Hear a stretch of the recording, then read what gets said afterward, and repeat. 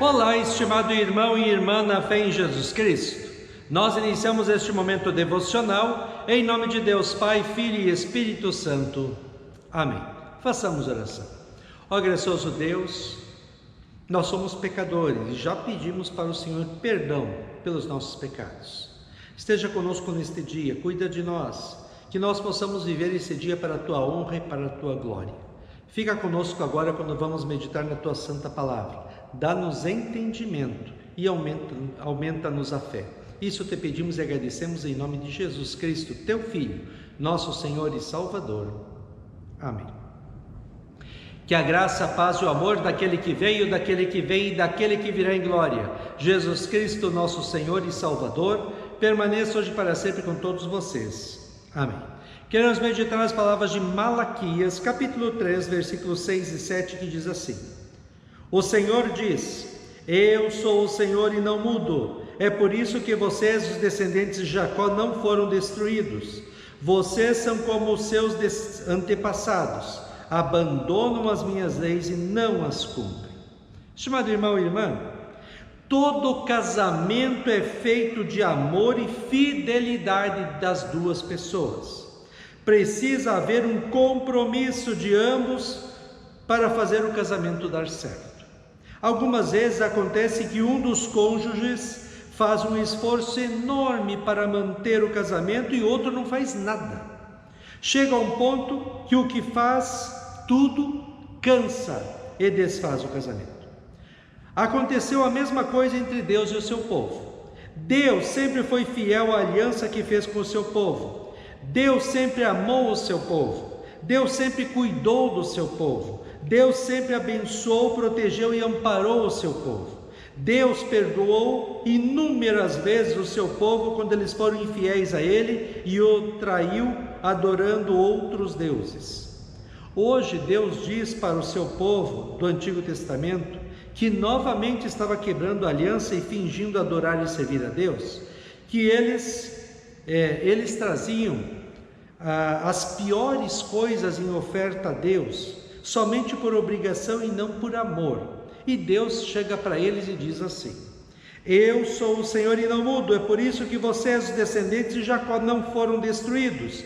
Vocês são como seus antepassados, abandonam as minhas leis e não as cumprem. Desde o início lá da criação, Deus, com um amor maravilhoso, criou o ser humano, colocou como a coisa mais importante que Ele fez e colocou o ser humano em um mundo lindo e maravilhoso. Deus também deu ao ser humano o tal do livre-arbítrio, no qual ele poderia escolher o bem e o mal, ou fazer a vontade de Deus e ser feliz, ou desprezar a Deus e trazer a desgraça e a morte sobre si mesmo e a criação. Deus não queria que o ser humano fizesse o pecado. Inclusive ele diz em Gênesis 2, 16 e 17: Você pode comer as frutas de qualquer árvore do jardim, menos da árvore que dá o conhecimento do bem e do mal. Não coma a fruta dessa árvore, pois no dia em que você a comer, certamente morrerá. Mas o ser humano, por livre e espontânea vontade, não se contentou em ser uma criatura amada e cuidada por Deus, e querendo ser Deus, comeu da fruta e trouxe aquilo que Deus já tinha falado: desgraça, sofrimento e morte sobre toda a criação. Na história do povo de Deus do Antigo Testamento, também foi assim. Deus sempre fazendo tudo para o ser humano ser feliz, e o ser humano abandonando a Deus, traindo Deus e adorando outros deuses e praticando muitos pecados. Aqui em Malaquias, depois que o povo de Deus voltou da escravidão da Babilônia, depois que ele reconstruiu o templo e foi abençoado por Deus, o povo simplesmente desprezou a Deus, trazendo para o culto a Deus qualquer coisa apenas para cumprir uma obrigação legal. O povo não tinha amor a Deus, respeito a Deus, não reconhecia que era Deus que os estava abençoando, protegendo e amparando. O povo não era grato a Deus e não confiava que tudo aquilo que eles ofertavam a Deus, Deus iria abençoá-los novamente. Embora o ser humano teimosamente insista em abandonar e trair Deus, Deus também teimosamente insiste em amar o ser humano. Foi por amor que Deus fez uma coisa espantosa. Ele enviou seu único Filho ao mundo para sofrer toda a ira e castigo eternos por causa dos nossos pecados. E Jesus Cristo, sofrendo e morrendo na cruz, conquista para todos os seres humanos o perdão dos pecados, a vida e a salvação eterna.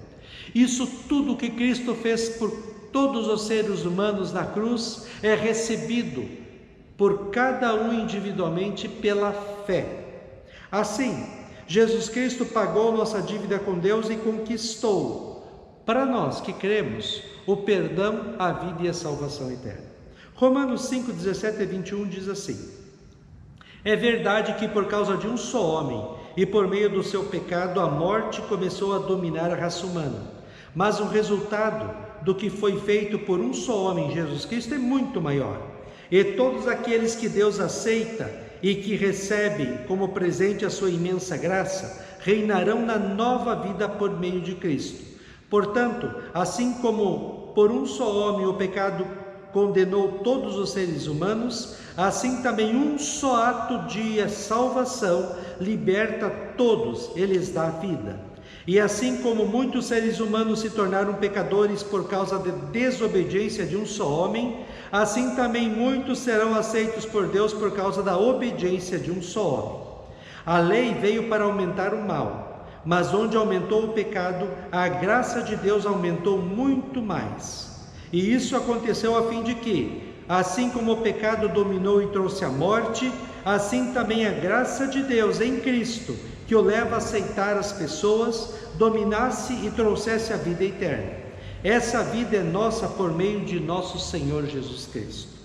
Lá para o povo do Antigo Testamento, na época do profeta Malaquias, e para nós hoje, Deus esperava e espera que nós façamos 4 coisas diante do amor que Ele tem por cada um de nós em Cristo. Primeiro, reconheçamos que Ele é Deus e que tudo o que somos e temos, a começar pela salvação, vem dEle e por meio dEle que somos abençoados, protegidos, amparados e salvos. Segundo, que nós amemos a Deus assim como Ele nos ama. Isso implica em colocar em primeiro lugar na vida a Deus, Sua palavra, oração, igreja, não por obrigação, mas por amor. Ele merece e quer nosso amor e adoração com o melhor de tudo que somos e temos, porque Ele nos deu o melhor que Ele tinha, o seu único Filho à morte na cruz para nos salvar. Terceiro, gratidão. É o mínimo que Deus espera e merece do seu povo que foi salvo e abençoado por Ele, e gratidão se expressa de forma concreta quando colocamos Deus e adoração a Deus na igreja como a principal coisa em nossas vidas. Quarto, confiança. Deus quer cuidar de nós, o seu povo, mas é preciso que nós deixemos Deus ser Deus em nossas vidas. Deixemos Ele cuidar de nós, de nossas alegrias e de nossos problemas. Que façamos o que diz o Salmo 37:5: entregue a sua vida ao Senhor, confie nele e o mais Ele fará. Estimado irmão e irmã, você e eu temos um Deus que nos ama tanto, que quer ser chamado por nós de Pai Nosso. Que nós também honremos, adoremos e sirvamos a Deus com o melhor do que Ele nos dá. Que a nossa vida seja um hino de louvor e adoração a Deus. O Salmo 29, 1 e 2 diz assim: deem ao Senhor, ó filhos de Deus, deem ao Senhor glória e força, deem ao Senhor a glória devida ao seu nome, adorem o Senhor na beleza da sua santidade. Amém. Façamos oração. Ó gracioso Deus, nós te louvamos, porque se nós estamos aqui hoje, é porque o Senhor nos tem abençoado, protegido e amparado. Te louvamos pelo teu amor, que se mostrou de forma tão maravilhosa e concreta em Cristo. Que nós possamos também te amar acima de todas as coisas, confiar em ti e deixar que o Senhor cuide de nós. Fica conosco neste dia, cuida de nós e dá-nos sabedoria. Isso te pedimos e agradecemos em nome de Jesus. Amém. Receba a bênção do Senhor. O Senhor te abençoe e te guarde. O Senhor faça resplandecer o seu rosto sobre ti e tenha misericórdia de ti. O Senhor sobre ti levante o seu rosto e te dê a paz. Amém.